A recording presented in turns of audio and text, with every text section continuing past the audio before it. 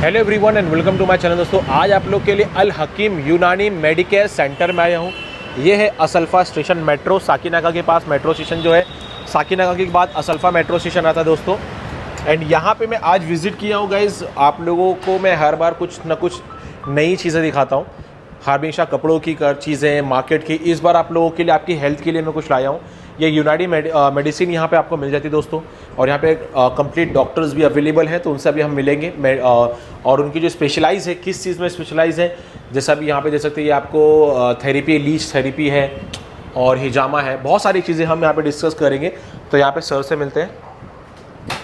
Sir अस्सलाम वालेकुम, कैसे सर? अल्लाह का शुक्र है। सर पहले तो ये बताइए कि आपने जो स्टडी किया है, किस चीज़ में स्टडी किया आपने, क्योंकि आपने अल हकीम यूनानी मेडिकल सेंटर, तो इसके बारे में थोड़ा कुछ बताइए।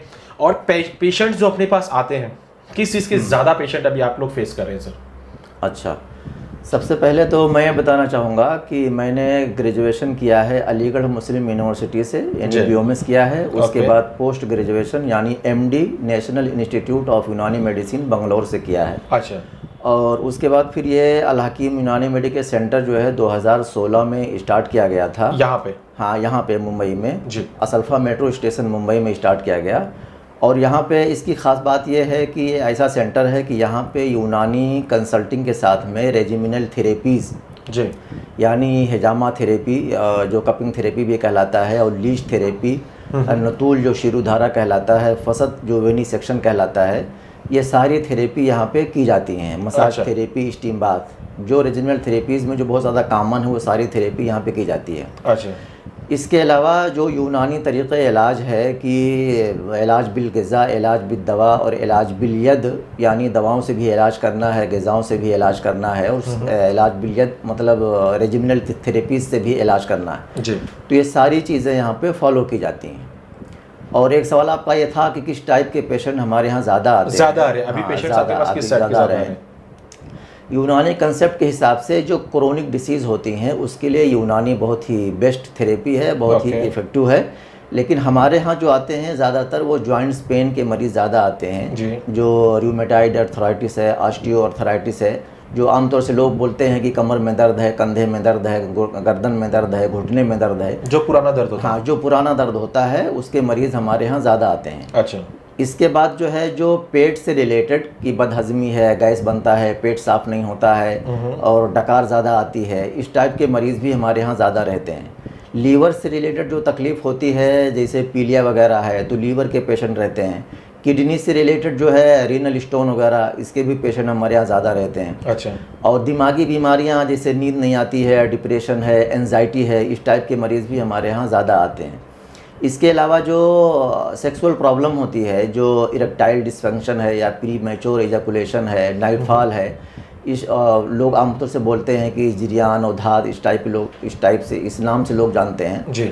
तो इसके भी पेशेंट हमारे यहाँ ज़्यादा आते हैं। अच्छा। ये कह सकते हैं कि जो क्रोनिक डिसीज़ है सबका इलाज बेहतर होता है आपके यहाँ पे, हमारे यहाँ। अच्छा, जो मेडिसिन वगैरह होती है वो आप खुद मैन्युफैक्चरिंग करके देते हैं, बना के देते हैं, या बाहर का भी लिख के देते हैं? जो रनिंग मेडिसिन होती है जिसकी ज़रूरत ज़्यादा लगती है, तो बहुत सारी मेडिसिन हम लोग बनाते भी हैं, और कुछ सैंपल यहाँ पे रखा है, ये देख सकते हैं। खुद आप बनाते हैं? हाँ, मैं बनाता हूँ। अच्छा। तो जैसे ये है आपके ब्रांड का ना ये? हाँ, जो अल हकीम के लेबल के साथ है, वो हमारी बनी हुई दवा है हमारे हाथ से। अच्छा, ये काफ़ी अलग अलग यहाँ पे है। हाँ। जैसा माजून है, फलसफा, माजून फलासफा, जवारी जालिनूस, माजून। तो ये सब चीज़ें किस चीज़ में ज़्यादा भी यूज़ हो रही है? आपने जो ये मेडिसिन आपने रखा हुआ है, जैसे माजून की अगर बात करें तो माजून की बात करें तो माजून फलासफा जैसे जॉइंट्स पेन में ये बहुत अच्छा काम करती है। इसके अलावा जो नसों की ताकत के लिए बहुत बेहतर दवा है। अच्छा। जवारी जालिनूस जैसे मैंने बताया कि वो पेट की तकलीफ के लिए बहुत ज़्यादा अच्छी दवा है। लेकिन कौन सी दवा किस तकलीफ में देना है वो मरीज़ को देख के डिसाइड होता है। अच्छा। हाँ, इन जनरल नहीं कि कोई भी दवा पब्लिक लेकर के कहीं से भी लेके कर, ऐसा नहीं है। अच्छा, अगर कोई आपसे, जैसा भी फॉर एग्जांपल कोई पहुंच नहीं पा रहा आपके पास मुंबई में, अगर कोई कंसल्ट करना चाहे वीडियो कॉल के थ्रू, तो आप वो भी एक्सेप्ट करते हैं सर? हाँ, एक्सेप्ट करते हैं, वो सर्विस हम देते हैं ऑनलाइन कंसल्टिंग करके। उसके लिए चूंकि जो फ़ोन नंबर रहेगा उस पर वो बात करके अपॉइंटमेंट ले लें, और उसके बाद बात करके फिर दवा हम लोग यहाँ से कोरियर से उसको भेज देते हैं। कोरियर से दवा चली जाती है? कोरियर से दवा जाती है। बाकी फिर कुछ भी प्रॉब्लम रहेगा तो ऑनलाइन ही कंसल्ट करते रहेंगे? ऑनलाइन कंसल्ट कर सकते हैं। बहुत सारे लोग जो दूर के हैं, दिल्ली के, लखनऊ के, बंगलौर के, कर्नाटक के, बहुत सारे लोग पेशेंट ऑनलाइन कंसल्ट करते हैं। तो सर अपने पास यूनानी कंसल्ट के अलावा और भी कुछ होता है सर यहाँ पे? मैंने शुरू में बताया कि यूनानी कंसल्टिंग के अलावा थेरेपी यानी हिजामा और लीच थेरेपी ये ज़्यादा हमारे यहाँ चलता है। उसके लिए बहुत सारे पेशेंट आते हैं। और हिजामा तो आमतौर से स्किन डिसीज़ के लिए और हेयर फॉल के लिए बहुत सारे लोग कराने आते हैं। और जॉइंट्स पेन में तो इसका बहुत अच्छा इफेक्ट है हिजामा का। ओके। तो उसके लिए तो हम खुद डिसाइड करते हैं जहाँ हमें ज़रूरत लगती है, लेकिन पब्लिक खुद से भी डिसाइड करके जो तकलीफ उनको रहती है वो हिजामा कराने के लिए आते हैं। हाँ, तो हिजामा कुछ आपने कोई ऐसा प्राइस वगैरह मेंशन किया कि कुछ ऐसा, बहुत लोग ऐसा है 200 रुपया कप, एक कप का लेते हैं, कोई 250, कोई 150, तो आपका ऐसा कुछ है प्राइजेस के हिसाब से? हमारे यहाँ का चार्ज जो है वो 200 रुपये एक कप का चार्ज है। 200 रुपीज़ एक कप का चार्ज है। एक कप का चार्ज है। अगर हम एवरेज देखें तो 5 कप एक एवरेज कप लगता है, मतलब 800, 1000 रुपये, 1200 एक टाइम का। हाँ, फिर भी हिजामा कितने टाइम तक करना चाहिए सर?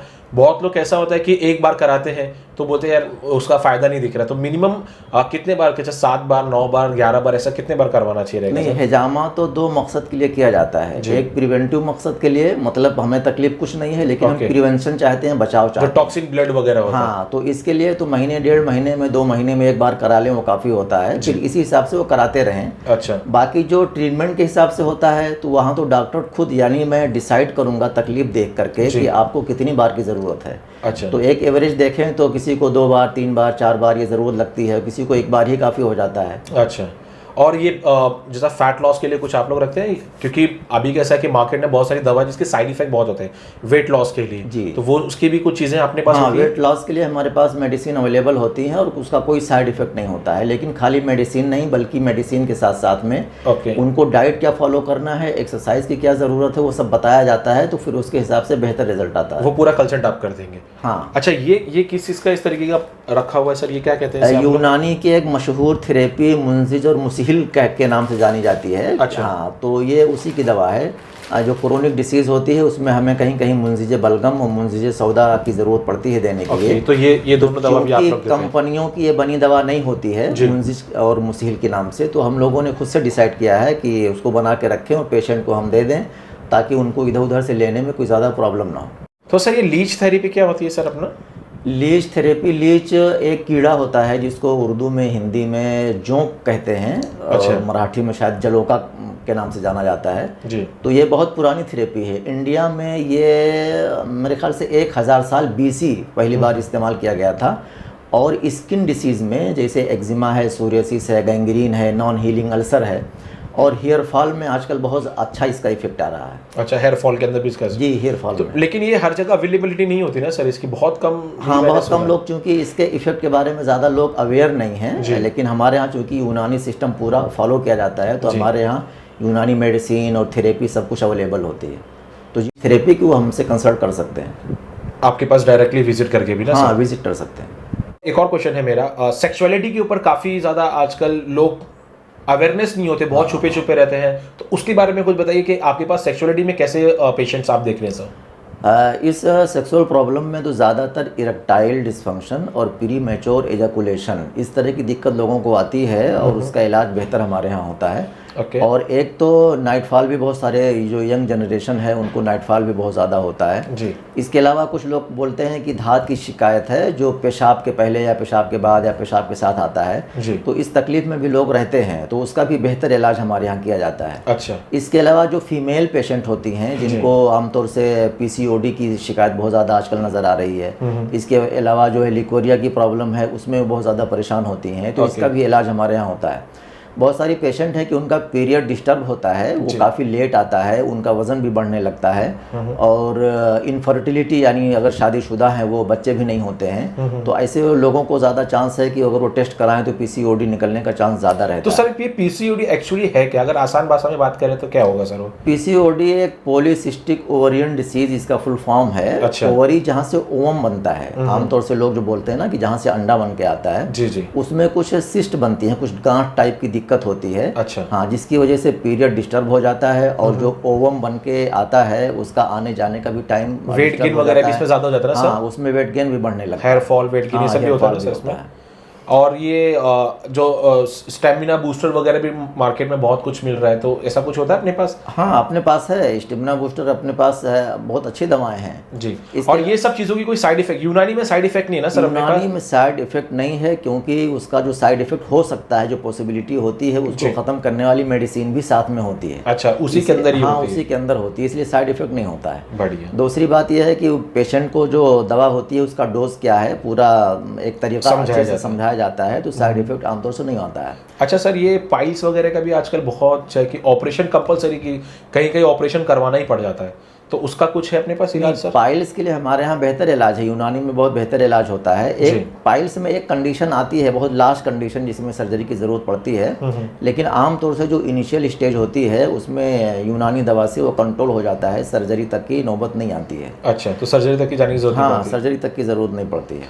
और ये अपना पथरी वगैरह का भी होता है सर? पथरी का, क्योंकि आजकल तो नई जनरेशन की जो लड़कियां हैं उनको पथरी का ज़्यादा हो रहा है। पथरी तो पहले जो है ओल्ड एज में ज़्यादा होती थी, अभी यंग एज में बहुत हो रहा है। यंग जनरेशन में पथरी ज़्यादा होने लगी है, उसका बेहतर इलाज है यूनानी में। यूनानी में बेहतर इलाज है। सो गाइज, अभी आपको कुछ भी कंसल्ट करना है तो सर का नंबर, मतलब सर का नंबर पर्सनल नंबर नहीं होगा, ऑफिस का नंबर दे दूंगा। सर, एक और क्वेश्चन है जो आज बहुत मार्केट में चल रहा है, बच्चे, मतलब एक शादी होने के बाद काफी लोगों को बच्चे नहीं हो रहे, तो उसका क्या इलाज होता है सर अपने पास? उसका इलाज हमारे पास होता है, और आमतौर से इलाज करने के लिए हम फीमेल पेशेंट, फीमेल जो है और मेल दोनों का हम टेस्ट कराते हैं, ताकि हमें सही से कंफर्म पता चल जाए जी कि किसकी वजह से बच्चे नहीं हो रहे हैं। अच्छा। तो जो मेल पेशेंट होते हैं आमतौर से उसमें ओलिगो स्पर्मिया यानी स्पर्म काउंट कम होता है, उसकी वजह से बच्चे नहीं होते हैं, तो उसका बेहतर इलाज होता है, स्पर्म काउंट बढ़ जाता है, वो नॉर्मल हो जाता है, बच्चे हो जाते हैं।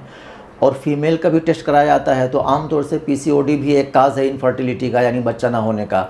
तो पीसीओडी का जब इलाज हो जाता है तो बच्चा होने का भी इलाज हो जाता है। उसमें पीरियड डिस्टर्ब हो जाता है, तो उसका इलाज करते हैं। पीरियड पहले वो नॉर्मल होता है, उसके बाद बच्चा होने का चांस बढ़ जाता है। मतलब ये पूरा चेन होती है पीसीओडी की, जैसे ये सारा प्रॉब्लम आ जा रहा है। हाँ, मतलब एक रीज़न इनफर्टिलिटी का पीसीओडी भी है। सर, टाइमिंग वगैरह कैसा रहता है सर यहाँ का? टाइमिंग सुबह 10 से 2 बजे तक मैं यहाँ पे रहता हूँ, और शाम को 7 से 10 तक रहता हूँ। बाकी शाम को 4 से 7 बजे तक एक डॉक्टर कमालुद्दीन है, वो रहते हैं। अच्छा।